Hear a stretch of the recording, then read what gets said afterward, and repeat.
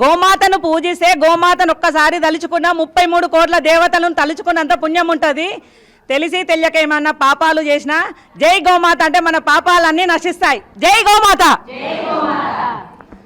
ఈరోజు సిద్దిపేటలో మొట్టమొదటిసారిగా మణిదీప వర్ణన పూజ అనేది మేమందరం 130 మంది మహిళలము సామూహికంగా జరుపుకుంటున్నాము.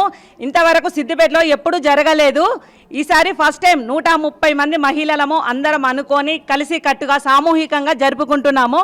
మణిద్వీప వర్ణన అనేది అమ్మవారు అన్ని శక్తులను మించింది. అమ్మవారు లలితా పరమేశ్వరి, ఆ అమ్మవారు భువనేశ్వరి మాత 14 లోకాల మీద ఉంటుంది. 14 లోకాల పైన ఉండి మనందరినీ పరిపాలిస్తుంది.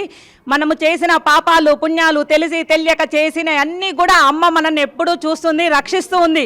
మణిద్వీప వర్ణన పూజ అనేది మనం మహిళలం ఎందుకు చేసుకుంటున్నామంటే మహిళలకు ముందుగా కావాల్సింది సుమంగలిగా ఉండాలని, భర్త పిల్లలు బాగుండాలి, పిల్లలకు మంచి జాబులు రావాలి, సెటిల్ కావాలి.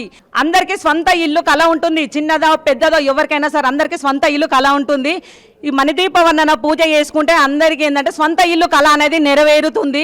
పిల్లలకు జాబ్ రాకున్నా కానీ ఒక 9 వారాలు మనం మణిద్వీప వర్ణన అనేది పూజ చేసుకుంటే కంపల్సరీ మన పిల్లలకు జాబ్ వస్తుంది. ఇది అందరికీ నెరవేరిందో లేదో నాకు తెలియదు, కానీ నేను మాత్రం 9 వారాలు చేసుకుంటాను అనుకున్నాను. మా పెద్ద పాప తన్వి, మా పాప కంపల్సరీ జాబ్ వచ్చింది, ఇప్పుడు ఇంటర్న్షిప్ చేస్తుంది. జై శ్రీరామ్. అందుకని మీ మనసులో ఉన్న కోరికలు ఏవైనా సరే ఒక్కటే కోరిక బలంగా కోరుకోండి.